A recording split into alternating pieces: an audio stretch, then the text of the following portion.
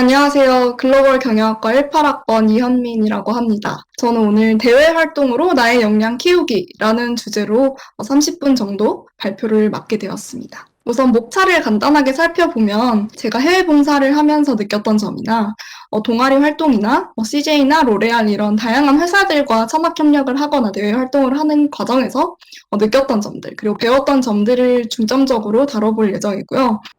우선 첫 번째 항목은 교육의 가치를 실현하다라고 구성을 했습니다. 제가 교육에 대해서 생각을 해보니 초등학교에서 공동체 의식을 배우고 중고등학교에서 사회에 진출해서 무엇을 해야 할지 생각을 했다면 대학에서는 세상을 배우는 과정이라고 생각했습니다. 다만 달라진 게 있다면 대학에 오니 그 누구도 제가 뭘 해야 할지 이걸 하면 도움이 될지 아무도 가르쳐주지 않았다는 걸 느꼈고요. 스스로 배움과 성장을 이끌어내려면 어떻게 해야 할까 생각해보니 이때까지 해오던 교육에서 그 가치를 찾아보자라는 생각이 들어서 시작하게 된 교육봉사입니다. 그래서 저는 1월에 입학을 하자마자 3월 김앤장 로펌에서 진행하는 법교육 리더 프로그램에서 퍼실리테이터로 활동을 했습니다. 제가 당시에는 변호사가 꿈이었어서 뭔가 제가 로스쿨을 진학하기 전에 대학 활동을 하는 과정에서 뭔가 해볼 수 있는 게 없을까 찾아보다가 시작을 하게 된 활동이고요. 해당 활동에서는 제가 강연을 당연히 진행한 건 아니었고, 법 분야에서 전문가이신 김앤장 로펌의 변호사님들께서 주로 강연을 진행하시고, 전 여기 있는 학생들과 오늘 배운 내용의 법리를 해석하고, 해당 내용을 어떤 일상생활 적용을 할 수 있을지 생각해보고 캠페인을 진행하는 과정에서 멘토로 참여를 했습니다. 그리고 다음으로는 여기 있는 친구들과 함께 대구로 강동중학교에서 교육 봉사를 진행을 했습니다. 저는 부산 출신인데요. 저도 지방에서 학교를 다니다 보니 확실히 서울보다는 지방에서는, 교육에 대한 정보를 접할 기회가 저에겐 적다고 느꼈어요. 서울에서 학교를 다니고 있는 선배들의 이야기를 듣고 싶어도 그 경로가 마땅치 않았기 때문에, 대구에서 좀 친구들에게 도움을 줄 수 있지 않을까 생각을 해서 서울에서 대구로 교육봉사의 범위를 넓혀서 이렇게 1년에 한 번씩 참여를 하게 되었습니다. 그리고 여기에 있는 친구들과 함께 일본으로도 봉사활동을 떠나게 되었는데요. 해당 사진은 제가 오사카 금강학교에서 문화교육팀으로 수업을 진행한 사진입니다. 사진에서 보실 수 있듯이 제가 거창한 걸 가르친 건 아니고요.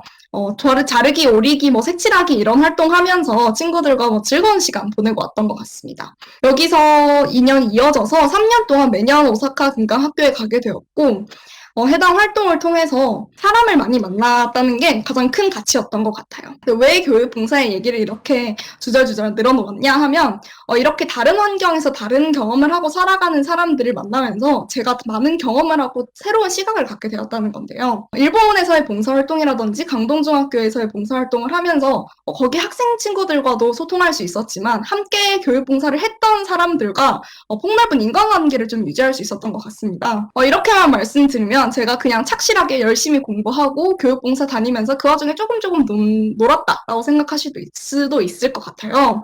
그래서 준비한 다음 항목은 놀면서 일하다였습니다. 저는 실제로 레피리츠라는 페스티벌 투어 동아리에서 운영지원 팀장으로 활동한 적이 있는데요. 사진에서 볼 수 있으시다시피 메인 활동은 노는 거였습니다. 페스티벌 투어 동아리다 보니 페스티벌을 다니면서 가서 음악 듣고 춤추고 하는 게 메인 활동이었고요. 다만 저는 그 와중에 해당 페스티벌을 방문하는 과정에서 뭔가 페인 포인트가 발생하진 않을까? 그리고 그걸 어떻게 해결하고 있을까를 눈여겨 좀 봤던 것 같습니다. 그리고 해당 동아리에서는 매월 레피리츠 파티라고 해서 매월 협찬 제안서를 작성을 해서 협찬 물품을 받아오고 해당 물품을 이벤트성으로 뿌리기도 하고 파티를 하는 그런 활동을 합니다. 해당 활동을 하면서 한 번은 저희가 홍보 마케팅에 실패를 해서 저희가 계획을 했던 것보다 현저하게 적은 수의 게스트로 파티를 진행한 적이 있었는데요. 그냥 아쉽다 하고 넘길 수 있었던 문제였을 수도 있지만 저는 저희 운영지원팀에 있던 개발자 팀원과 함께 방문 모객 인원을 집계하는 프로그램을 구상해 본 적이 있습니다. 해당 개발자가 말해주기를 핸드폰 전파 신호를 감지를 해서 지금 이 순간에 지금 해당 이벤트를 하는 그 순간에 파티에 방문한 인원이 몇 명인지를 집계하고 관리할 수 있는 프로그램을 개발 가능하다고 하더라고요.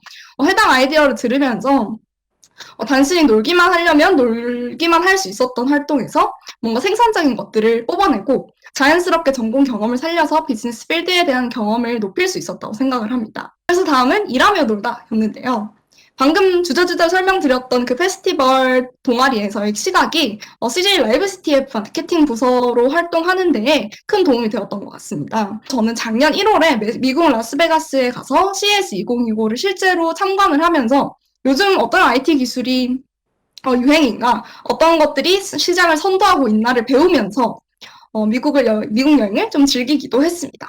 해당 기회를 통해서 저는 문과생의 어느 정도 한계를 깨고 마케팅뿐만 아니라 기술적인 솔루션을 같이 이해하면서 솔루션을 제안할 수 있었던 것 같습니다. 다만 이러한 기회가 가만히 앉아있던 제게 찾아왔다기보다는 페스티벌 시장에 대한 이해가 있었고 그거에 대한 관심과 이해 그리고 평소에 관심 있게 보고 있던 기술들이 있었기 때문에 그 활동을 지속적으로 이어나갔고 더 나아가서 기회가 찾아왔을 때 제가 그 기회를 잡을 수 있었다고 생각합니다. 그리고 지금 로레알 브랜드스톰에 대해서 말씀을 드리고자 하는데요. 2020 로레알 브랜드스톰에 준비한 경험에 대해서 먼저 말씀드리고 싶어요. 약 한 달 동안 팀원들과 정말 전전긍긍하고 밤을 새가면서 아이디어를 디벨롭했는데 결과는 놀랍게도 예상 광탈이었습니다. 전혀 수상을 하지를 못했고요. 저는 당시에는 이해가 되지 않았던 것 같아요. 주제는 패스트 패션에서 지속 가능한 방향으로 나아가고 있는 이 산업 트렌드에서 로레알이 제시할 수 있는 새로운 아이디어를 저희가 기획하는 거였습니다. 그래서 제가 제안한 아이디어는 해당 사진에서도 보이시는 것처럼 요즘 유행하는 오호라 젤네일이라든지 젤라또 팩토리 이런 젤네일 스티커를 지속 가능하게 마이크로 플라스틱을 없애고 조금 더 친환경적인 재료로 제안을 하는 아이디어를 드렸고요. 사실 정말 공을 많이 들였던 아이디어인지라 아직까지도 왜 탈락했는지 마음이 아픈 기억입니다. 그런데 올해 지금 국내 탑 5에 들었던 이 아이디어는 준비 기간이 놀랍게도 단 5일이었습니다. 이 5일에 아이디어를 개발하고 해당 기획서를 작성하고 저희 아이디어를 소개하는 영상도 만들고 그 모든 걸 5일 안에 해결을 했어요. 사실 이렇게 빨리 해도 되나? 이렇게 대충 했는데도 될까라는 생각이 우선했던 당시였는데 놀랍게도 붙었고 그 다음 세미파이널 이런 것들을 거쳐서 지금 파이널에 진출을 했습니다. 간략하게만 말씀드리면 저희가 올해 제안하는 아이디어는 크라우드 펀딩을 통해서 메이크업 키트를 만들고 이걸 한번 팔아보자 라는 아이디어라고 두루뭉술하게 전달드릴 수 있을 것 같은데요. 제가 산업에 대한 이해가 늘었다라고 생각을 합니다.